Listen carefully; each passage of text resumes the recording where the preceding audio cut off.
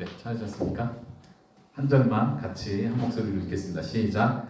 우리가 이 보배를 질그릇에 가졌으니 이는 심히 큰 능력은 하나님께 있고 우리에게 있지 아니함을 알게 하려 함이라. 아멘. 네, 먼저 말씀 들어가기 전에 서론으로 제가 왜 여기 왔는지를 설명하고 시작해야 될 것 같죠. 네, 태국에 있다가 왔습니다. 2달 전에 와가지고 저희 총신 선교사 훈련 GMS라고 하거든요. GMS 선교사 훈련을 2달 동안 받고 광주로 내려왔습니다. 네, 저희 집은 본래 성남에 있어서 어머니가 성남에 있고 아내도 같이 왔다가 2달 동안 화성시에서 선교 훈련을 거기서 합숙하면서 2달 동안 선교 훈련을 받고 끝나고 아내는 태국으로 바로 들어갔고요. 거기 이제 거처지도 있고 마을이 있어서 큰딸이 또 거기서 혼자 학교로 왔다 갔다 다니고 있었습니다. 그래서 딸 때문에 먼저 들어갔고 저는 이제 훈련 끝나고 남아서 이제 제가 여기서 남아서 할 일이 있습니다. 제가 이제 총회 선교사로 파송받기 위해서 후원 교회도 찾아야 되고 또 저를 파송해줄 교회도 찾아야 되고 그게 돼서 서류를 접수하고 나면 이제 12월 달에 2번의 면접을 그 총회 GMS에서 면접을 보고 통과가 되면 1월에 총회 선교사로 이렇게 임명을 받게 됩니다. 그동안은 뭐였냐? 그동안은 이제 총회 선교사는 아니고 제가 소속해 있던 성남 노예 선교사로 국내 선교사로 파송을 해서 광주에서 10년 동안 단문화 민족 사역을 했던 거고요. 이제 태국에 가서 사역을 그때는 이제 총회 선교사가 아니고 그냥 저희가 개인적으로 갔는데 그래서 선교사 비자 문제와 또 거기에 계신 선교사님들과의 관계 협력 문제 때문에 총회 선교사로 다시 임명을 받아야겠다. 소속도 이제 우리 총회 선교로 소속을 해야겠다 해서 뒤늦게 이렇게 훈련을 다시 받고 뒤늦게 다시 선교사로 임명을 받아야 되는 상황에 있습니다. 그래서 자세한 건 또 금요일날 제가 오니까요. 그때 이제 태국 선교와 관련된 선교 보고도 여러분들과 같이 나누기로 원하는데 그때 좀 더 설명하도록 하고요. 하여튼 수요일날 뵙게 돼서 반갑고 또 금요일 또 뵙게 될 것 같고 주일날까지 뵐 수 있을 것 같습니다. 감사합니다. 사실 이제 제가 계속 물된 동산에 오면 안 되고 네. 제가 편하기 때문에 말씀드리는 겁니다. 오늘 수요일이니까 제가 본래 물된 동산에 오면 안 되고 다른 교회를 계속 다니면서 광고를 해야 돼요. 제가 태국 선교사입니다. 후원해 주세요. 막 이렇게 여러 교회를 최대한 다녀야 되는데 네, 우리 연 목사님 저를 너무 좋아해가지고 계속 저를 불러주셔가지고 제가 딱 오게 됐습니다. 그래서 일주일 동안 연 목사님과 같이 지내고 있습니다. 네, 감사하고요. 또 특별히 하나님께서 물된 동산에 뜻이 있어서 연 목사님은 오늘도 얘기했지만 비록 물된 동산이 작지만 큰 일을 한다. 선교사를 하나 파송한다 이런 마음으로 같이 협력해 주시고 기도해 주시면 감사하겠습니다. 네, 저도 이 자리에 온 게 참 기쁘고 감사합니다. 네, 가족을 만난 것 같고 네, 사실 제가 여기 광주에 왔는데도 제가 개척한 10년 된 교회에선 저를 안 불러줘요. 신기하지 않습니까? 거기는 너무 잘하고 있어가지고 제가 필요 없어요. 그래서 여기 오면 제가 가족 같은 분위기를 느끼고 또 제 오늘 처형 같이 왔습니다. 네, 인사 나누시고 금요일도 같이 오고 주일도 같이 오려고 하니까 좀 이렇게 친밀하게 교제 좀 해주시면 감사하겠습니다. 네, 오늘 말씀 같이 읽은 본문을요 같이 보도록 하겠습니다. 고린도후서 4장인데 오늘 수요일이니까 너무 길지 않게 가야 되는데 지금 제가 준비한 건 좀 길어서 어떻게 괜찮지 않을 것 같아요. 네, 하여튼 최대한 저희가 보통 짧게 핵심을 이게 한번 보겠습니다. 이 본문은 좀 여러분들 좀 읽어 보셨습니까? 이 본문 아마 좀 이 표현이 많이 유명했을 거예요. 이 보배를 질그릇에 가졌다 이런 표현이요. 그럼 보배는 뭐고 질그릇은 무엇인가 이런 질문을 할 수 있고 이런 표현 많이 제가 좋아하는 한 목사님은 책을 내셨는데 책 제목이 질그릇에 담긴 보배예요. 그래서 오늘 설교 제목도 제가 똑같이 질그릇에 담긴 보배 이렇게 설교 제목으로 했는데 본문에 보면은 이 본문을 그냥 쉽게 이해할 수는 없고요. 사실 고린도 후서 전체를 한번 쭉 살펴봐야 돼요. 그래서 혹시라도 뭐 부흥에 말씀하셨죠. 진짜 부흥 사경이 하면 고린도 후서 전체를 이렇게 쭉 살펴보면 전체 그림이 잡히면서 이해할 수 있는데 그 전체 내용을 오늘 좀 짧게 핵심되는 이 구절을 통해서 고린도 후서 전체의 어떤 핵심을 좀 살펴보려고 생각하고 있습니다.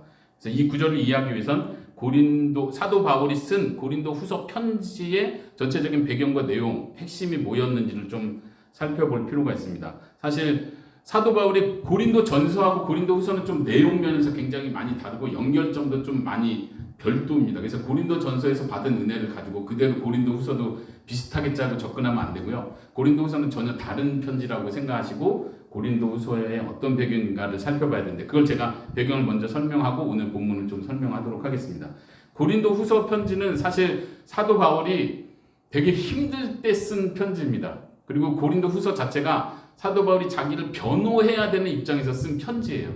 그러니까 사실 이렇게 쭉 한번 고린도후서 전체 쭉 이렇게 읽다 보면 사도 바울이 어떤 면에서는 되게 구차하다, 뭐 이런 것까지 변명하려고 하고 이렇게 뭐 상처가 많은 사람이 막 이렇게 상처 털어놓듯이 하는 것 같은 느낌을 받기도 하고 어떤 면에서 왜 사도 바울이 이렇게까지 얘기하지? 무슨 일이 있었던 거지? 그리고 오늘 본문도 우리가 흔히 아는 질그릇에 담긴 보배, 아름다운 표현인 것 같지만 사도 바울이 이 표현을 하는 데는 아주 좀 깊은 의미가 있어요. 어떻게 말하면 상처 때문에 이런 표현을 자신을 변호하기 위해서 이런 표현을 썼는지도 몰라요. 이제 고린도 후서 쓰기 전에 사도 바울이 겪은 상황은요. 고린도 교회, 사도 바울이 세운 그 고린도 교회에서 고린도 교회 성도들이 어떤 거짓 선지자들, 그러니까 잘못된 거짓 선지자들, 사도 바울은 그 거짓 선지자들을 아주 심하게 말합니다. 아주 처음에는 이렇게 부드럽게 말하는 다른 사람이 너희 교회에 들어와서 너희를 유혹하는데 뭐 이 정도로 얘기하다가 나중에는 사탄의 일꾼이다 이렇게까지 말해요. 그 사람들을 향해서. 그러니까 어쨌든 거짓 선지자들이 들어와서 고린도 교회 성도들을 현혹시킨 상태예요. 근데 그 정도로 사도 바울이 상처받는 게 아니고 어떻게 현혹시켰냐? 사도 바울을 모함한 거예요. 그 거짓 선지자들이 사도 바울이 세운 그 고린도 교회 성도들을 다 현혹시켜서 사도 바울은 사실 사도가 아니다. 그 나쁜 사람이다. 사기꾼이다. 너네를 지금까지 속여온 거다. 이렇게까지 해버린 상태인 거예요. 그래서 몇 개 구절을 찾아볼 텐데요. 제일 첫 번째 이 문제가 커진 이유는 사도 바울이 고린도 전서에서 내가 곧 너희를 직접 방문해서 너희와 함께 오랫동안 있을 것이다 라고 고린도 전서에서 편지를 썼습니다. 그리고 고린도 교회 성도들은 그걸 기다리고 있었어요. 그런데 사도 바울이 방문하긴 했는데 약속한 대로 진짜 거기 머물러서 시간을 보낸 게 아니라 잠깐 방문하고 그대로 다른 지역으로 옮겨갑니다. 이게 트리거가 된 거예요. 문제의 발단이 돼가지고 봐라 사도 바울 거짓말하지 않냐. 자기가 계획을 했는데 약속도 했는데 우리에게 가까이 있지 않고 그냥 왔다 도망가듯이 가버렸지 않느냐. 거짓 선지자들이 거짓 선생들이 그렇게 이야기를 하는 거죠. 한번 고린도후서 1장 15절 16절 17절을 제가 읽어보겠습니다. 한번 성경 계속 같이 따라오십시오.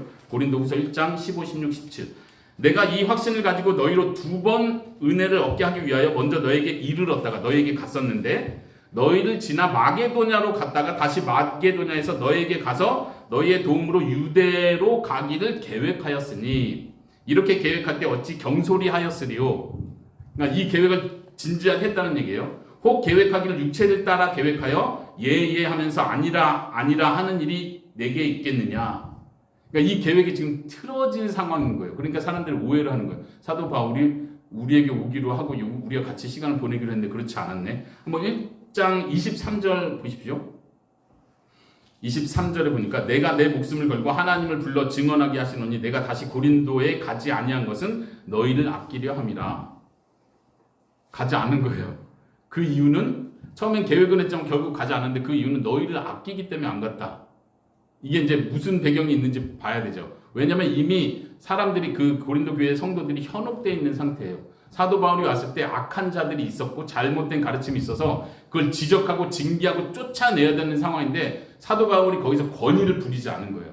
그냥 자기가 피한 거예요. 그 자리를. 그리고 성도들에게 더 상처를 입히고 훈계하지 않고 도리어 그 자리를 피해서 나중에 편지를 씁니다. 그러니까 이제 거짓 선생들은 그걸 이용해서 사도 바울이 거짓말했다. 계획 하나님의 뜻이라고 막 이러던 계획을 다 변경시키고 자기 변명을 하고 있다. 이렇게 도리어 계속 누명을 씌우는 거죠. 고린도후서는 이런 누명 계속 쓰여 있는 상태에서 사도 바울이 쓰는 편지예요. 한번 10장으로 넘어가 보실까요? 고린도후서 10장 10절. 제가 읽어보겠습니다. 계속요. 그들은 이제 거짓 선생들이에요. 그들의 말이 사도 바울의 편지들은 무게가 있고 힘이 있으나 사도 바울이 몸으로 대할 때는 약하고 그 말도 시원하지 않다. 편지는 막 그럴싸하게 썼는데 실제 그때 왔을 때 봐라 별 말 하지도 않고 뭐 징계하고 뭐 가리킬 거 하지도 않고 그냥 조용히 도망갔지 않느냐 이렇게 누명을 씌우는 거예요. 누명을.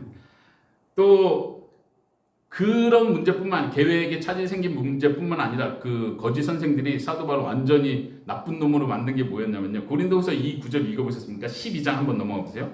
12장 16, 17 여기에 보면은 정말 서러운 내용이 나옵니다. 12장 16, 17절 제가 읽어볼게요. 하여간 어떤 이의 말이 내가 너희에게 짐을 지우지는 아니하였을지라도 교활한 자가 되어 그러니까 사도 바울이 교활한 자가 되어 너희를 속임수로 취하였다 하니 내가 너희에게 보낸 자 중에 누구로 너희의 이득을 취하더냐. 이게 무슨 말이냐면 돈 문제예요. 사도 바울은 고린도 교회에게 돈을 안 받았어요. 잘 아시는 것처럼 사도 바울은 그때 일부러 자비량했어요. 고린도 교회가 가난한 교회가 아니에요. 잘 사는 교회고 고린도 도시의 특성 자체가요. 그 당시 로마의 많은 도시들을 그랬지만 고린도 교회는 로마 전체에서 잘 사는 큰 도시 중에 하나였고 당연히 고린도 성도 중에도 잘 사는 사람들이 있어요. 고린도 그 당시 로마 제국의 문화 풍습에 뭐가 있냐면 잘 사는 사람들이 가난한 사람들을 도와줌으로써 자기의 덕을 세우는 문화가 있어요. 이건 기독교 문화가 아니에요. 로마 제국의 문화예요. 그래서 후원자라는 표현을 써요. 그냥 교회 안에 있는 후원자가 아니라 그냥 잘 사는 사람들이 가난하고 힘든 사람들을 도와줌으로써 이 사람들은 돈 있는 사람들을 존중해 주는 거예요. 자기는 명예를 얻는 거예요. 이건 그 당시에 아주 중요한 문화예요. 그러니까 사도 바울이 자비랑 하면 안 되고 고린도교에 성도가 있고 여기 제자랑 있는 사람들이 있는데 후원을 받으면 되잖아요. 그래서 선교 여행도 열심히 하면 되는데 사도 바울은 굳이 다른 데서는 정말 가난한 교회에서는 후원을 받았는데 큰 교회에서는 후원을 안 받는 거예요. 굳이. 고린도교에서는 특히 안 받았어요. 일부러 안 받았다고 그래요. 이거를 또 좋은 의미로 했던 걸 거짓 선생들은 이용해가지고 봐라 지금 겉으로는 안 받는다고 하지 뒤에서 계속 뭔가 빼돌리고 있는 거야. 그리고 여러분들 고린도후서 8장 9장에 보면 찾지 마시고요. 8장 9장에 보면 연보에 대한 이야기가 나옵니다. 그래서 보통 많은 목사님들이 교회 헌금 하세요. 가난해도 하시고 뭐 할 때 꼭 인용하는 게 8장 9장인데 사도 바울이 개인 돈은 안 받았는데 고린도 교회에게 미리 연보를 준비해라. 내가 가서 걷어가지고 난 예루살렘 교회에 갖다 줘야 된다. 이렇게 말하거든요. 아시죠? 사도 바울의 사명 중에 하나는 재정적으로 충분한 이방 교회들에서 돈을 걷어서 그때 당시 예루살렘 굉장히 힘들었던 그 예루살렘 교회를 그 큰 돈들 갖다 주는 일을 직접 했어요. 그리고 이거를 이제 자기 제자들과 동역자들과 같이 했기 때문에 근데 이거를 이용해서 봐라 겉으로는 안 받는다 한데 이거 다 어디로 갔겠냐 증명할 길이 없잖아요. 그러니까 이렇게 누명을 완전히 씌운 거예요. 사도 바울이 굉장히 힘들었습니다. 다시 한번 3장으로 넘어가 보시겠어요? 또 거짓 선지자들이 사도 바울을 모함한 것 중에 하나는 이것도 유명한 구절 중에 하나일 수 있는데요. 3장 1절에 우리가 다시 자천하기를 시작하겠느냐? 우리가 어찌 어떤 사람처럼 추천서를 너희에게 붙이거나 혹은 너희에게 받거나 할 필요가 있느냐? 이게 무슨 말이죠? 추천서가 뭐냐면 오늘날로 말하면 파송장이에요. 제가 파송장이 없으니까 태국 가서 이단 취급받아요. 그 정도는 아닌데 어디 소속이세요? 어디에서 오셨어요? 그러면 저는요 사실 전남 광주에서 다문화교회를 하다가 거기서 10년 하다가 여기 태국 성도가 있어가지고 태국 성도를 따라서 여기 고향에 와가지고 여기서 그냥 이렇게 설명을 해야 되는 거예요. 소속이 없으니까. 그럼 뭐 총신 몇 회 졸업이세요? 뭐 이렇게 해가지고 계속 확인을 해야 믿어도 이 선교사 믿어도 되나 이렇게 검증이 되기 시작합니다. 제가 이제 총회 선교사로 GMS 파송장에 있으면 저 GMS 소속입니다. 그러면 이게 끝나는 거예요. 검증이 필요 없는 거예요. 근데 이게 파송장이 없으니까 힘든 거죠. 사도 바울은 파송장이 없었어요. 왜 없었죠? 어떻게 보면 초대교회에서 최초의 선교사였죠. 최초의 선교사가 최초의 사도라고 불리는 사람이었으니까 12제자 빼고요. 근데 이제 시간이 많이 흐르고 나니까 그런 전도자들이 많이 생겼어요. 근데 그 전도자들은 예루살렘 교회, 그 당시에는 이제 예루살렘 교회가 제일 큰 말하자면 오늘날로 총회와 같은 교회죠. 거기서 사인을 받아서 이 사람은 우리가 인정하는 우리의 사역자입니다 하는 추천서들을 다 써서 그 편지를 들고 다니면서 이 지역교회에서 전도하고 이 교회에서 도움을 받기도 하고 숙박 제공받기도 하고 전도하고 근데 사도 바울은 없는 거예요.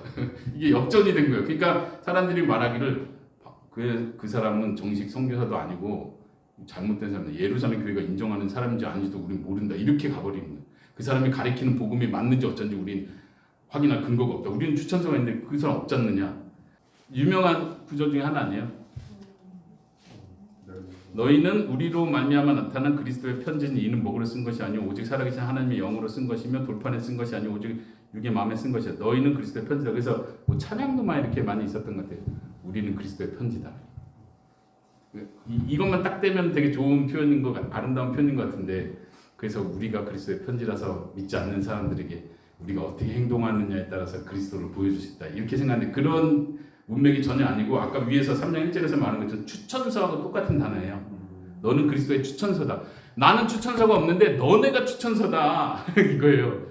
난 파송장이 없는데 당신들이 내가 여기 교회를 세우고 당신들 예수 믿어서 내가 사도라는 거 여러분들이 나를 사도라는 걸 증명해주는 편지인 겁니다. 추천서인 겁니다. 난 편지 없습니다. 근데 내가 다시 이제 와서 추천서를 다시 받아와야 됩니까? 왜요? 고린도 성도가 나를 의심하고 있는 거예요 지금. 내가 여러분들 진짜 예수님의 복음 전해서 그래서 변화돼서 교회까지 만들었는데 교회 공동체가 됐는데 이제 와서 나한테 편지 추천서가 없다고 나를 의심하고 있습니까? 여러분들이 저의 파송장입니다. 왜 그러십니까? 사도 바울 마음이 이해되시죠? 너무 억울한 거예요 지금. 슬픈 거예요 너무. 네. 그 4장 2절도 한번 보시겠습니까? 계속 읽겠습니다. 4장 2절. 이에 숨은 부끄러움의 일을 버리고 속임으로 행하지 아니하며 하나님의 말씀을 혼잡하게 하지 아니하고 오직 진리를 나타내므로 하나님 앞에서 각 사람의 양심에 대하여 스스로 추천하노라. 이 추천한다는 표현도 똑같이 아까 추천서 그거예요. 내가 스스로 내 추천서가 된다. 난 속인 적이 없다. 너희가 나를 알지 않냐. 이렇게 지금 계속 변호하고 있는 겁니다. 마지막 사도 바울이 사도가 아니라고 아예 대놓고 가짜 사도라고 이렇게 말한 것 중에 또 다른 구절 두 군데만 더 찾아볼게요. 7장 2절입니다.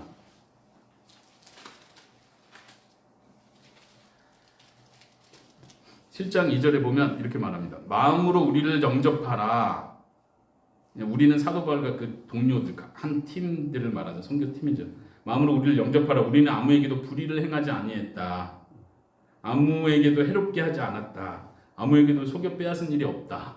사도 바울이 이걸 지금 고린도 교회 성도들에게 변명을 해야 되는 거예요. 난 당신들한테 뺏은 거 아니에요. 그거 헌금 거둔 거 제가 가져간 거 아니에요. 지금 변호를 하고 있습니다. 13장까지 한 번 더 넘어갈게요. 13장 4절에서 6절입니다. 마지막. 그리스도께서 약하심으로 십자가에 못 박히셨으나 하나님의 능력으로 살아계시니 우리도 그 안에서 약하나 너에게 대하여 하나님의 능력으로 그와 함께 살리라. 너희는 믿음 안에 있는가 너희 자신을 시험하고 너희 자신을 확증하라. 예수 그리스도께서 너희 안에 계신 줄을 너희가 스스로 알지 못하느냐. 그렇지 않으면 너희는 버림받은 자니라. 우리가 버림받은 자가 되지 아니한 것을 너희가 알기를 내가 바라고. 이 말은 좀 더 어렵죠. 마지막 구절 보세요. 6절에 우리가 버림받은 자가 되지 아니한 것을 너희가 알기를 바란다. 사도 바울이 자기를 나 예수님께 버림받은 사람 아니에요. 저를 왜 그렇게 보시는 거예요? 여러분들의 믿음을 점검하십시오. 여러분들 속에 진짜 그리스도가 있습니까? 그럼 내 속에 그리스도가 있다는 걸 모르십니까? 왜 내가 마치 가짜 사도, 가짜 복음을 전한 사람처럼 취급을 당해야 됩니까? 지금 이 이야기를 하고 있는 거예요. 우리 이제 특히 버림받았다는 것과 연관해서 사도 바울이 가장 오해를 받는 게 뭐냐면 사도 바울의 사역에서 계속 고난이 따라온다는 거예요. 그러니까 거짓 선생들이 가장 강력하게 사도 바울을 공격한 게 이 사람이 사도가 아닌 증거는 봐라 이 사람 가는 데마다 계속 고난이 따라오지 않냐. 복음 전하면 열매가 맺혀야 되는데 감옥에 가지 않냐. 돌로 맞지 않냐. 사람들한테 계속 쫓겨다니지 않느냐. 사도일 수가 없다. 하나님의 사람이면 정말 그 영광의 복음을 이제 거짓 선생들이 하는 말이에요. 사도 바울을 모함하면서 하는 말. 정말 하나님의 영광의 복음을 전하면 가는 곳마다 하나님의 영광이 나타나고 사람들이 회복되고 사람들이 회개하고 돌아오고 교회가 세워지고 물론 사도 바울이 교회를 많이 세웠죠. 그럼에도 불구하고 실패한 것들을 계속 부각하는 거예요. 사도 바울이 우리가 잘 아는 것처럼 여러 번 고생한 얘기를 스스로 많이 하잖아요. 매도 많이 맞았고 파선도 당했고 막 난리 나고 죽을 뻔했던 적도 있고 막 굶었던 적도 막 이런 얘기 막 하잖아요. 다 아는 거예요. 이단 그 거짓 선생들은 그걸 공격하는 거예요. 그러니까 진짜 사도일 수가 없다. 우리는 봐라. 진짜 거짓 선생들은 어땠을지 좀 감이 잡히십니까? 거짓 선생들은 승승장구한 거예요. 추천서 갖고 어디 가나 대접을 받고 있는 거예요. 지금 재정적으로 문제가 없는 거예요. 근데 사도 바울은 그렇게 살지 못하고 있는 거예요. 그리고 우리는 어디 가나 사람들이 이렇게 긍정적인 반응하고 어떻게 보면은 그 로마 제국의 관리들과 잘 결탁을 해서 큰 문제나 핍박 없이 잘 피해 다니면서 하고 있다는 이거예요, 사역을. 근데 사도 바울은 그렇지 않으니까 계속 그를 공격하는. 사도 바울이 고난을 당하는 이유는 그가 사도가 아니라는 증거다. 하나님이 함께 계시고 영광의 복음을 전하면 하나님께서 그 문제들 왜 해결을 못 해주시겠냐. 하나님이 함께하지 않는다는 증거다. 이렇게 가버리는 거예요. 여러분들 그런 누명, 크리스찬으로서 누명이라고 해야 되나? 억울함을 당해보신 적 있습니까? 안 믿는 사람들이 그래요. 너가 진짜 크리스찬이냐? 너가 진짜 하나님 믿냐? 그럼 왜 그런 말 들을 때 어떻습니까? 우리의 마음이. 구약의 많은 시편 기자들, 다윗을 비롯한 시편 기자들 그런 고백을 많이 하죠. 사람들이 하는 말이 내 하나님이 어디 있느냐, 어디 있느냐. 그러면서 눈물을 흘리는 거예요. 밤낮으로 눈물을 흘리는 거예요. 그러나 우리는 하나님을 바라보. 사람들은 나에게 너 하나님 어딨냐 말할지라도 우리는 그때 하나님을 바라보죠.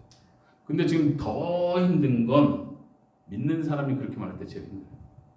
같은 신앙인이라고 생각했는데 이 사람은 신앙생활하면서 막 승승장구해. 사업도 잘 되고 뭐도 잘 되고 막 잘 되는데 나를 향해서 좋게 말하면 이렇게 말하죠.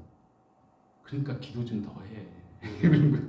나는 기도 많이 한다. 나름대로 하고 나름대로 신앙생활 잘 하니까 결과가 하나님이 함께 하는데 왜 안 돼? 왜 문제가 해결 안 돼? 나 기도하니까 되던데. 신앙생활 열심히 해봐. 왜 안 돼? 그리고 문제가 계속 생기는. 그러니까 기도 더 하고 좀 더 매달려. 이게 나를 위하는 말이 아니라 죽이는 말이죠. 욥이 힘들었던 이유가 뭡니까? 가장 가까운 친구라고 생각했던 그 친구들이 자기를 공격하니까 가장 힘든 거예요. 가장 가까운 사람. 크리스찬 교회 안에서 우리 여기서는 그러지 않겠죠. 서로 이렇게 눈치 주고 그러지 마시고 같이 그 아픔을 같이 겪는 게 크리스찬이에요. 사도 바울이 힘들 때 그 고통을 같이 겪어야 되는데 거짓 선지자들이 이걸 싹 뒤집어놔서 심지어 고린도 교회 성도마저 사도 바울을 계속 의심하고 있는 거예요. 사도 바울이 편지를 쓰면서 뭐라 해요? 나는 속이지 않았어. 난 거짓으로 하지 않았어. 난 진짜 신실하게 지금까지 한 거야. 내가 계획 변동한 거 예스 한 거 진심이었어. 근데 안 간 거는 너네를 위해서 안 간 거였어. 이 변명하는 그 심정을 아십니까? 우리도 살아오면서 많은 억울함을 당하겠지만 사도 바울이 겪은 그 억울함은 정말 컸을 거라고 생각을 합니다. 이 배경 속에서 오늘 읽은 본문을 사실 살펴봐야 됩니다. 좀 배경이 이해되시죠? 사도 고린도후서가 굉장히 슬픈 편지라는 거 좀 이해하시겠죠? 오늘 본문으로 한번 다시 돌아와 보시겠습니다. 4장 7절. 그래서 이런 이야기가 나옵니다. 내가 스스로 추천하노라 이러고 우리가 이 보배를 질그릇에 가졌으니 이제 우리는 이제 사도 바울과 같은 그 팀 일행들을 가리켜요. 그리고 어느 때는 자기 자신을 가리킬 때도 우리라는 표현을 써요. 헬라적 표현인데 우리라고 할 때는 그 동료를 포함할 수도 있지만 보통 자기를 가리킬 때도 우리라고 표현을 씁니다. 우리가 이 보배를 질그릇에 가졌으니 이는 심히 큰 능력은 하나님께 있고 우리에게 있지 않으면 알게 하려 함이라. 이 보배는 무엇이겠습니까? 질그릇은 무엇이겠습니까? 먼저 질그릇이 좀 더 쉬운 건데 질그릇은 사도 바울 자신을 가리켜요. 너무 그냥 말 그대로 금그릇이 아닌 거예요. 자기는 화려하게 다니고 떵떵거리면서 다니고 오늘날로 말하면 목사님이 좋은 차 타고 다니셔야 되는데 좋은 차가 아니고 그냥 이렇게 조그만 차 타고 다니는 거예요. 이게 자기를 질그릇이라고 표현하는 거예요. 뭐 우리가 잘 알듯이 사도 바울은 학벌도 좋고 뭐 배경도 좋은 거 잘 압니다. 근데 누군가 사도 바울을 그냥 그 현장에서 봤을 때는 그냥 초라한 사람일 뿐인 거예요. 그리고 병도 있고 아프고 매 맞고 감옥에 갔다 나오고 해가지고 더 초라하고 없어 보이는 거고 여기서 그 거짓 선지자들이 만 것처럼 글은 잘 썼는데 말이 좀 약했다고 하니까 얼마나 어떻게 약했는지 모르지만 좀 약간 부족해 보였는지도 모르겠고 그러니까 질그릇이라고 자기를 받아들입니다. 자기를 그렇게 표현합니다. 그럼 이 보배는 뭡니까? 네, 쉽게 말하면 예수 그리스도 이렇게 표현할 수 있겠죠. 근데 좀 더 정확하게 오늘은 좀 더 정확하게 살펴보면요. 그 위에 있는 구절을 가리켜요. 이 보배를 그랬으니까 앞에서 언급한 내용을 가리키는 겁니다. 위에서 언급한 걸 찾아보면요. 네. 네, 먼저 6절을 한번 보시죠. 어두운데 빛이 빛이라 말씀하셨던 그 하나님께서 예수 그리스도의 얼굴에 있는 하나님의 영광 아는 빛을 우리 마음에 비추셨느니라. 우리가 이 보배를 그쵸 위하고 연결되죠. 그렇다면 이 보배는 위의 구절 그대로 가져오면 하나님께서 예수 그리스도의 얼굴에 있는 하나님의 영광 아는 빛, 이 빛을 내 몸, 이 부족해 보이고 초라해 보이는 이 질그릇에 가졌다. 빛까지 가지 않고 영광까지 한번 끊어서 보십시오. 예수 그리스도의 얼굴에 있는, 예수님의 얼굴에 있는 하나님의 영광. 예수님의 얼굴에 있는 하나님의 영광 어떤 것입니까? 일단 하나님의 영광이니까 엄청난 거죠. 엄청난 거. 하나님의 영광인데 여기서 강조는 예수 그리스도 얼굴에 있는. 여기서 예수님을 본 사람이 얼마나 있었겠어요? 실제로 눈으로 본 사람 별로 없었겠죠. 사도 바울도 사실 환상에서 음성으로 듣고 했지 예수님의 얼굴을 직접 이렇게 살아계실 때 보진 않았잖아요. 살아계실 때 봤던 사람들 있죠. 12제자들이 그랬었잖아요. 그리고 뭐 그 당시에 뭐 많은 사람들이 실제로 본 사람 있죠. 예수님의 얼굴은 어떤 얼굴이었습니까? 변화산 사건 이후에는 진짜로 광채가 났었죠. 근데요, 보통 때는요, 우리 예수 영화에 나오는 그 멋있는 서양 이렇게 수염 달린 서양의 그 멋있는 예수님은 아닌 거 우리가 알잖아요. 동양 사람이었을 거고, 동양 사람인 거고, 그리고 이사야서의 표현에 따르면 볼품이 없는 사람. 흠모할 것이 아무것도 없는, 그냥 딱 사람 봤는데 있어 보이는데 이런 사람이 아니라 그냥 지나치는 사람, 흠모할 것이 하나도 없는 예수님의 모습이에요. 근데 그 예수님의 얼굴에 비치는 하나님의 영광, 여기에 좀 반전의 의미가 있는 거예요. 예수님의 얼굴 자체는 뭐 대단한 게 없습니다. 근데 아는 사람은 그 예수님 얼굴 안에서 하나님의 영광을 보는 거예요. 그리고 사도 바울은 그 영광을 전하는 사람이었어요. 그 복음을 전하는 거예요. 예수님이 십자가에 죽은 예수님을 전하기 때문에 십자가에 죽은 게 영광스럽지도 않고 대단하지도 않고 말도 안 되는 거고 초라하고 완전 부끄럽고 창피한 거예요. 사형수를 전하고 있으니까. 예전에 거의 막 잔인하게 죽었던 그 사형수, 사실은 그렇게 잔인하게 죽었지만 사실은 구원자였다고. 이게 사람들한테 너무 힘든 거죠. 믿어지기가 힘든 거죠. 그 유명한 훌륭한 최고의 리더자, 그분이 훌륭한 우리의 구원자다 이랬으면 사람들이 더 이해가 빠른데 그게 아니라 그냥 초라하게 살았던 그 얼굴도 별변치 않은 그분, 그리고 아주 그냥 잔인하고 초라하게 끔찍하게 죽었던 그분이 사실은 메시아였다. 예수님의 그 초라한 모습 속에서 영광을 볼 수 있는 눈이 필요한데 사도 바울은 그 눈이 있었고 그걸 전하는 사람이었고 그것을 자기 질그릇인 자기 몸에 가지고 있다는 거예요. 자, 그 다음 한번 보십시오.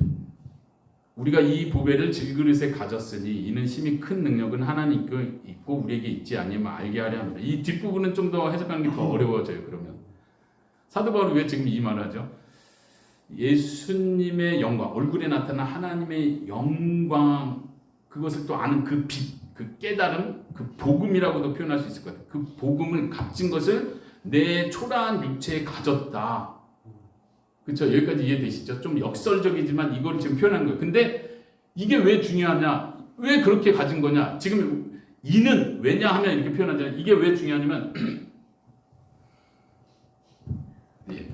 예를 들어서 제가 이 노트북을 항상 여기 올 때마다 가져오잖아요. 이거 되게 좋은 것처럼 보이잖아요.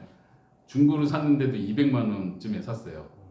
그래서 이거는 이제 절대 태국에 가도 가져가고 한국에 가도 가져오고 이번에 이제 한국에 오는데 이 가방이 없어가지고 쿠팡에서 가방을 하나 샀어요. 노트북 가방을. 그래서 그 가방에 들고 계속 이렇게 들고 다니는데 쿠팡에 보면은 노트북 15인치 가방 10,000원짜리도 있고 한 10만 원짜리도 있어요. 이게 비싸면 비쌀수록 일단 좋은데 넣어야 되잖아요. 그게 정상인데 이제 저는 돈이 없어서 한 4만 원짜리를 사서 넣습니다. 10,000원짜리를 살래다 옛날 같으면 10,000원짜리 그냥 사는데 그래도 이 노트북에 대한 예의가 아니다. 10만 원까지는 아니다도 그래. 저 나름대로 되게 큰 마음을 먹고 4만 원짜리 산 거예요. 왜냐면 좋은 거고 비싸고 가치 있는 거니까 가방도 좋아야지. 일단은 뭐 떨어뜨리더라도 덜 상하려면 그리스도의 얼굴에 비친 하나님의 영광을 아는 빛을 금그릇에 넣어야 정상이거든요. 이게 너무 대비된다 이 말이에요. 뭐 금그릇은 아니더라도 쇠그릇에 넣든가 놋그릇에 넣든가 질그릇은 뭘 의미하죠? 흙으로 만든 그릇을 말이에요. 그러니까 뚝 떨어지면 그냥 깨지어서 그냥 끝나는 그릇이라는 거예요. 그 귀한 거를 누가 질그릇에 넣습니까? 말 그대로 금그릇에 가장 귀한 거를 넣는 거고 사도 바울도 그릇 표현할 때 하나님께서 귀히 쓰시는 자를 금그릇으로 표현하는데 하나님께서 질그릇에 귀히 쓰신다고 표현하지 않고 그러니까 이 말 자체가 지금 역설적인 거예요. 가장 영광스러운 그 복음의 영광을 내 이 초라한 질그릇과 같은 깨지기 쉬운 그냥 깨져버리는 듯한 그 내 몸에 나에게 하나님께서 주셨다. 왜 그렇게 했냐 이거죠. 왜 그렇게 했어요? 왜? 그거를 설명하는 거예요. 그거를 한번 보세요. 왜냐하면 힘이 큰 능력이 하나님께 있고 우리에게 있지 않으면 알게 하시려고 그렇게 하셨대요. 하나님이 하셨다는 얘기죠. 왜냐면 내가 질그릇이 아니라 금그릇이에요. 진짜 승승장구하고 나 딱 봐도 멋있고 뭔가 할 것 같은 사도고 막 가는 데마다 사역이 막 크게 일어나고 말하면 사람들이 막 회개하고 막 나오고 막 그랬으면은 진짜 하나님의 영광은 역시 대단하구나라고 보여줄 것 같은데 사도 바울은 하나님이 그렇게 하지 않았다는 거예요. 하나님이 그렇게 안 해요. 왜냐하면 그렇게 하면 그 능력이 사람에게 있다는 증거라는 거예요. 사도 바울은 이걸 확실히 아는 거예요.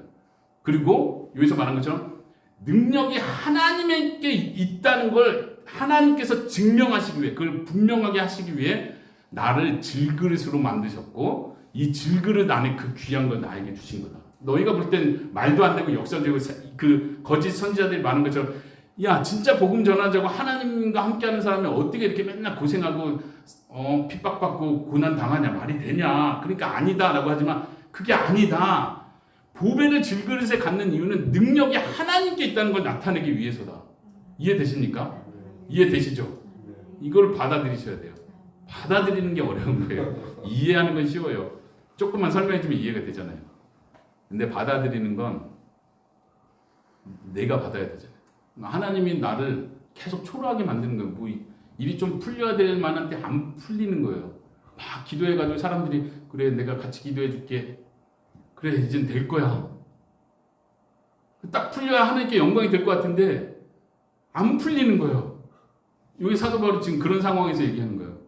내 속에 있는 그 하나님, 내 속에서 역사하는 그 하나님은 엄청나고 위대한 영광의 하나님이고 기도에 응답이 있고 능력 있는 하나님이야. 근데 내 삶의 모습은 너무 초라하고 그냥 질그릇이야. 근데 하나님 그렇게 하셔. 그렇게 놔두셔 나를. 왜냐하면 능력이 하나님께 있다는 걸 보여주려. 그럼 나는 거예요. 그냥 나는 질그릇으로 남는 거예요. 여러분들 받아들일 수 있겠습니까?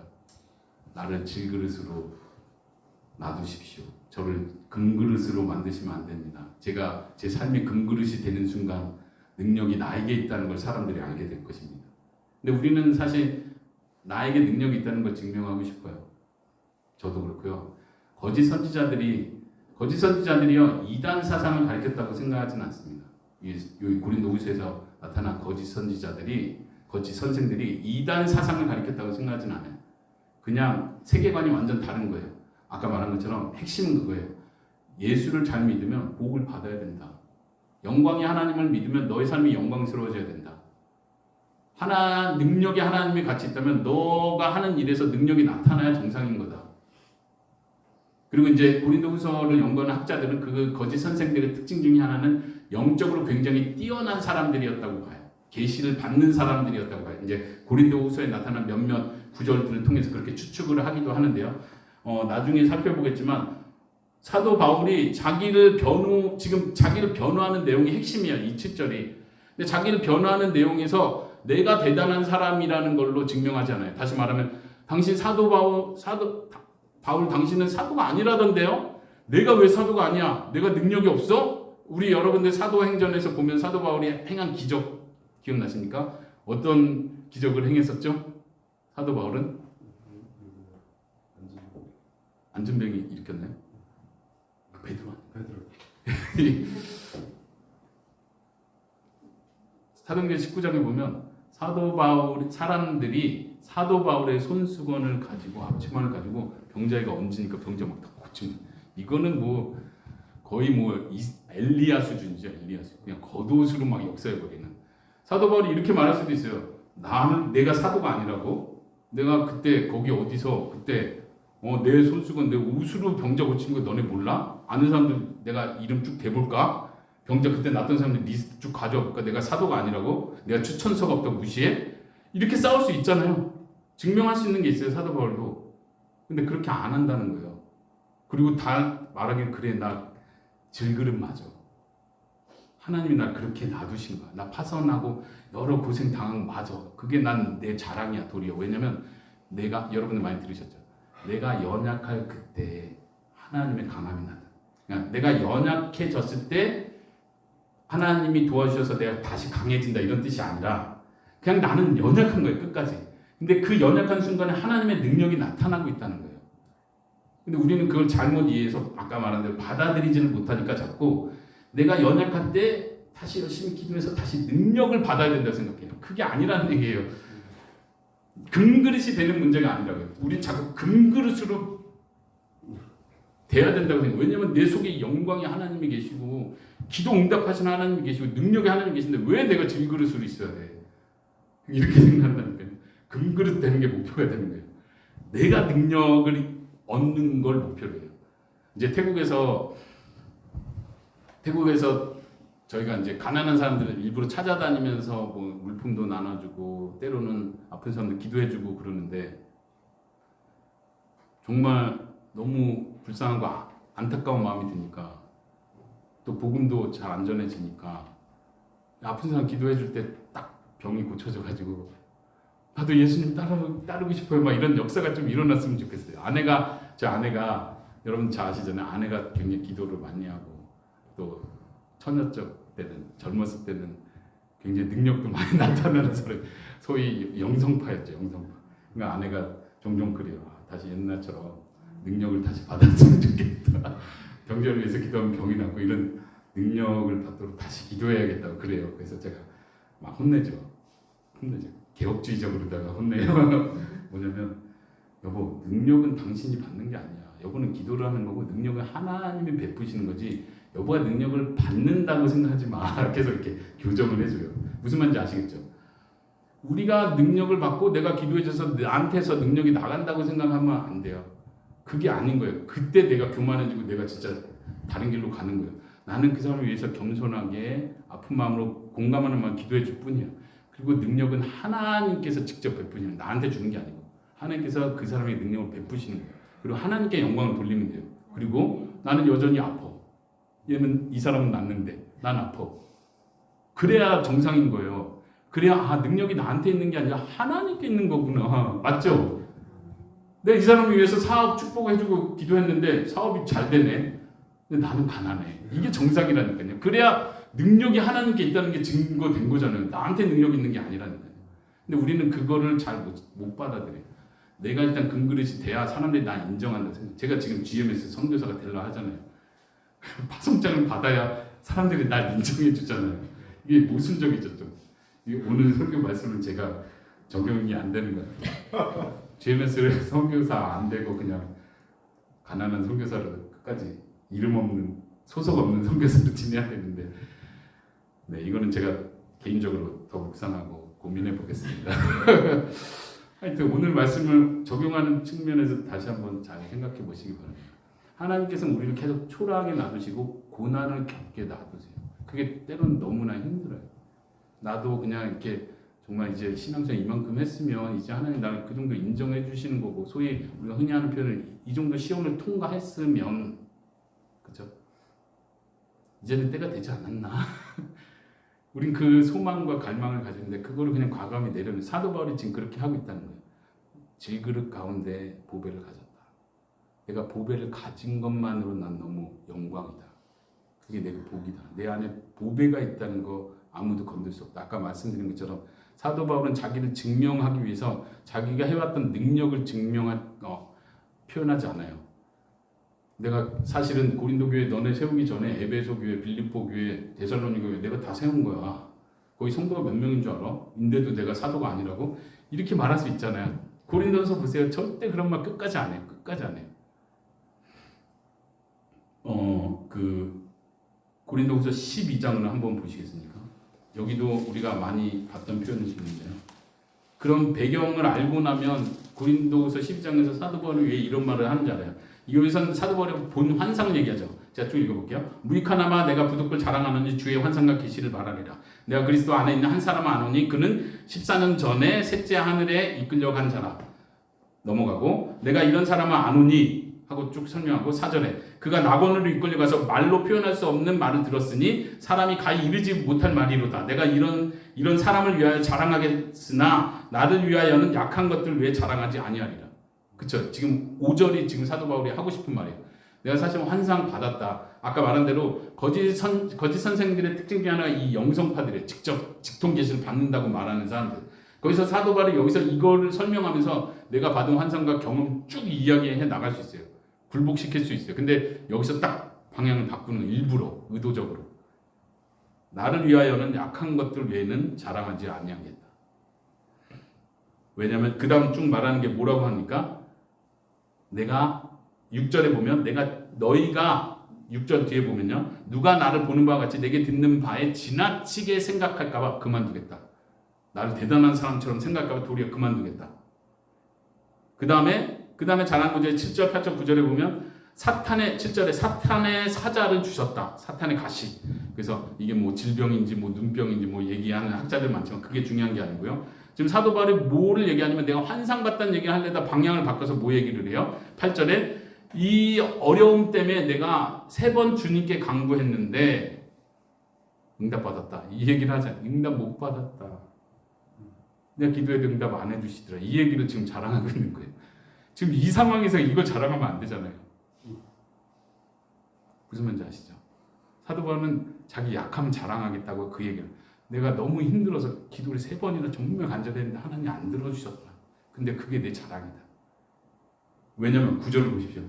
나에게 이르시기를 내 하나님의 은혜가 내게 족하다. 이는 하나님의 능력이 약한 데에서 온전하여집니다. 나는 그냥 약한 상태로 그대로 있는 거죠. 그렇죠? 우리는 생각에 병이 나서 하나님의 능력이 나타난다 생각해. 근데 사도 바울은 그렇게 생각 안 해요. 나는 그냥 연약한 상태로 남아 있어야 하나님의 능력이 내 안에 머문다고 믿는 거예요. 우리 그런 믿음 가질 수 있습니다. 내가 연약하기 때문에 하나님의 능력이 내게서 커진다고? 우리는 그걸 잘 이해 못해서 내가 연약한데 기도해서 다시 강해져서 하나님의 능력이 증거되는 거라 생각해요. 우리 이거를 못 넘어갑니다. 이걸 넘어가는 사람은 자유할 수 있습니다. 사도 바울처럼 자유할 수 있어요. 이 어마어마한 그 사람들로부터 받는 오해, 모독, 그거에서부터 사도 바울은 그냥 자유해 버리는 거예요. 여러분들도 저도 여러분들도 그렇게 될 수 있기를 바랍니다. 9절 끝에 더 읽어볼게요. 그러므로 도리어 크게 기뻐한다. 아픈 건 그대로 있어요. 그 사탄의 가시는 그대로. 도리어 크게 기뻐함은 나로 여러 약한 것들에 대하여 자랑하리니 이는 그리스도의 능력이 내게 머물게 하려 함이라. 10절에 그러므로 내가 그리스도를 위하여 약한 것들과 능력과 궁핍과 박해와 공고를 기뻐하노니. 이거 정말 이 세속적인 말로 진짜 미친 거 아닙니까? 미친 거 아닙니까? 뭘 기뻐해요? 능력받는 거, 궁핍한 거, 박해받는 거, 곤고. 이거 진짜 제정신입니까? 사도 바울은요, 그런 면에서는 진짜 초월한 사람이에요. 왜냐면 가치관이 완전 달라요. 내가 연약할 때 내 안에 그리스도의 능력이, 하나님의 능력이 가득하다는 건 나는 안다. 내가 그걸 느끼고 난 그걸 기뻐하고 그 안에서 만족하고 있어. 너희들이 난 초라하게 보고 불쌍히 보고 막 모함하고 해도 소용없어. 난 여기서 지금 기쁨을 누리고 있어. 이게 진짜 자유한 겁니다. 우리 신앙생활의 진짜 힘이 여기서 나오는 겁니다. 여기서 나오는 거예요. 여기서 그 기쁨과 힘을 발견 못하니까 우리의 신앙이 너무 막 힘들어지고 괴로워지는 거예요. 왜 괴로워지냐면 소위 그런 표현하죠. 희망 고문을 하는 거예요. 희망 고문. 아까 말한 것처럼 이제는 때가 됐어. 이제는 기도의 양이 참 하나님도 이제는 날 들어주실 거야. 이제는 회복해 주시겠지. 이제는 좀 나아지겠지. 언제 나아지는지는 모르는데 그냥 죽을 때까지 그 간절한 희망 고문하다 돌아가시는 거예요. 그러지 맙시다. 그냥 지금 있는 상태에서 내가 기쁨을 발견하면 돼요. 힘든데 그냥 기쁜 거예요. 이 기쁨은 어떻게 막을 수가 없는 거예요. 이 기쁨을 경험하고 이 기쁨 안에 거하면요, 어느 누구도 막을 수가 없어요. 환경이 나를 잠식시키지를 못해요. 사람이 나를 괴롭게 못 만들어요. 우리가 거기까지 가야 돼요. 우리가 받은 복이 그겁니다. 내 안에 그리스도가 머문다는 게 그런 거예요. 내 안에 그리스도께서 사신다. 그분이 내 안에 능력으로 구하신다. 그 능력이 막 발산돼서 병이 낫는 게 아니라 그 능력이 발산돼서 내가 모든 환경을 초월할 수 있는 강한 힘이 생기는 거예요. 어떤 힘이냐면 감정적으로 강해지는 힘입니다. 슬퍼하는 순간에 슬픔을 이겨낼 수 있는 힘. 낙심이야 정상인데 낙심이 안 되는 힘. 제 얘기를 또 조금 할게요. 파송교회가 없거든요. 파송교회가 없으면 2달 훈련받은 것도 다 무효로 되고 그냥 파송 못 받고 그냥 돌아가는 거예요. 우리 같이 훈련받은 사람들이 20 몇 명이 돼요. 같이 2달 동안 훈련받은 사람이 다 파송교회가 있어요. 파송교회가 훈련비 약 400만 원을 지원해 주면서 2달 동안 훈련받게 해준 거예요. 저희는요. 태국에서 나올 때도 비행기표 우리 생활비 줄여서 비행기표 끊어서 나오고 훈련비 약 400만 원도 우리 돈 처제 있지만 처제의 도움 받아서 빌려서 이렇게 채워가지고 겨우 하고 다시 돌아갈 때도 여기 다 우리 생활비 있어요. 물론 우리 생활비는 100% 우리 성도님들의 후원으로 지금 유지되고 있는 거지만요. 그러니까 이렇게 보면 너무 슬픈 거예요. 우리 같이 훈련받은 형제들이 파송교회를 위해서 같이 기도할게요.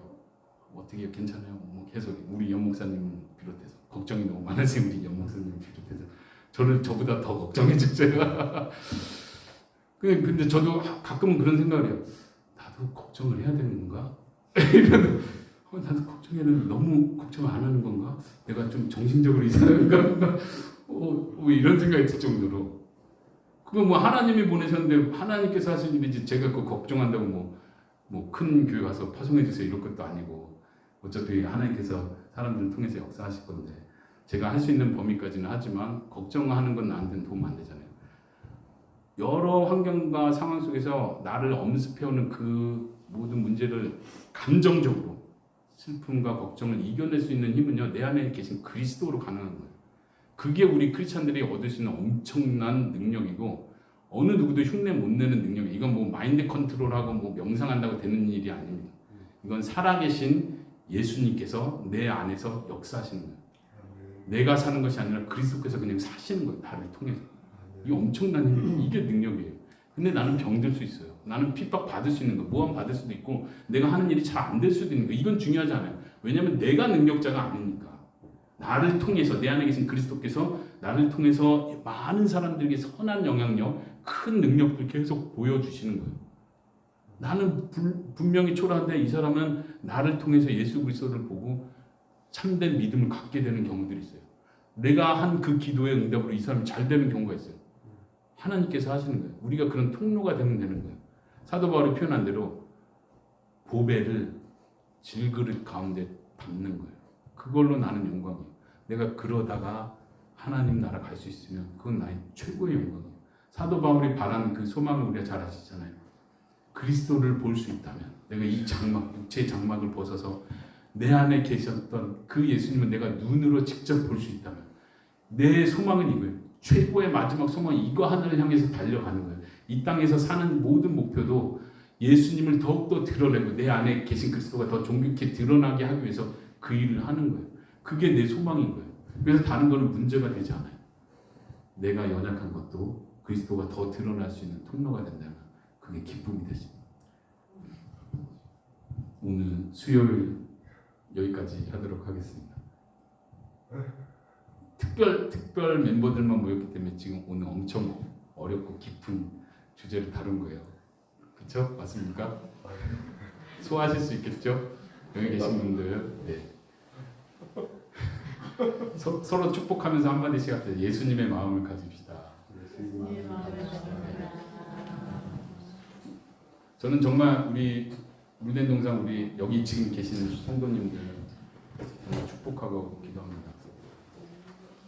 아까 말씀드린 것처럼 예수님의 얼굴은 초라한 얼굴이에요. 근데 그 예수님 그 초라한 얼굴 속에서 하나님의 영광을 볼 수 있는 사람이 있습니다. 제가 아이들 이제 태국에서 오면서 막내하고 둘째를 데리고 저기 롯데월드를 갔습니다. 그 몇 층이죠? 어쨌든 한국에서 제일 높잖아요. 롯데월드 거기. 여러분들 안 가보셨죠? 가보셨습니까? 예. 자, 하여튼 이번에 우리 아이들도 그런 구경 해본 적이 없어가지고 데려갔는데 뭐 타워는 뭐 돈 내고 들어가는 거라 끝까지는 못 올라가 보고 거기 이제 뭐 지하부터 해서 산 거 엄청나게 화려하더라고요. 야, 제가 정말 이런 말을 하면 안 되는데 진짜 여기가 천국 같다. 천국 같다 하는 마음이 들 정도로 이야 진짜 사람들이 엄청나게 그냥 파라다이스를 만들어 놨구나 막 이런 생각이 들 정도로 이게 세상이 주는 영광이거든요. 여기에 잠식되면 아무것도 안 보여요. 그러니까 이걸 쫓아가는 거야. 그래 나도 이렇게 살고 싶고 내 집도 이렇게 꾸미고 싶고 내가 하는 인생 진짜 이렇게 살고 싶다. 뭐 먹는 것 좀 구차하게 이런 거 먹지 말고 한 번 먹다도 이런 진짜 좋은 데서 먹고 옷도 좀 맨날 이거 몇만 원짜리 입다가 버티지 말고 그냥 한 번 죽기 전에 막 몇백만 원짜리 옷이라도 한번 걸쳐보고 죽자. 막 이게 세상의 영광에 몰두되는 거거든요. 근데 우리에게는 세상의 영광의 빛에 가려서 진짜 영광을 못 보는 우리의 눈이 돼서는 안 된다는 겁니다. 세상 사람들은 못 봐요. 예수님의 얼굴에서 아무것도 못 본다고요. 너무 초라하고 그 십자가에서 아무것도 못 봐요. 근데 우리는 보는 눈이 있습니다. 그 백화점에 가는 그 영광, 백화점에 나타나는 그 화려한 영광보다 여기에 있는 영광이 더 크다는 얘기입니다. 여러분들 그걸 보셔야 돼요. 서로 얼굴 보면서 그 영광을 보셔야 돼요. 우리 교회는 언제 커지나 이러지 말고 네, 우리 교회는 언제 성도 늘어나나 우리 좀 건물을 언제 좀 더 막 좋아지나 이런 그런 영광을 추구하지 말라는 얘기예요. 그 세상이 주는 영광에 현혹되면 안 되고 이 속에서 성도들 가운데 그 영광을 보십시오. 저는 그걸 봅니다. 목사님 자꾸 수요 예배 성도 별로 없는데 어떻게 막 자꾸 근데 제발 그런 얘기 이제 그만. 한 명이 있더라도 저희 사역 그렇게 시작했지 않습니까? 한 명이 있더라도 그 한 명을 두고 하나님 10년을 놓고 기도하겠습니다. 이런 마음으로 사역을 시작했고 그게 사역자의 자세인 게 맞고 우리 성도들도 그런 자세로 있어야 돼요. 우리 몇 명 안 되는 이 친분 관계 그냥 우리끼리 그냥 이 정도 하다 지내지 이런 게 아니라 이 안에서 하나님의 영광을 보셔야 된다는 겁니다. 세상의 가치관과 전혀 다른 영광을 보셔야 됩니다. 네, 제가 기도하도록 하겠습니다.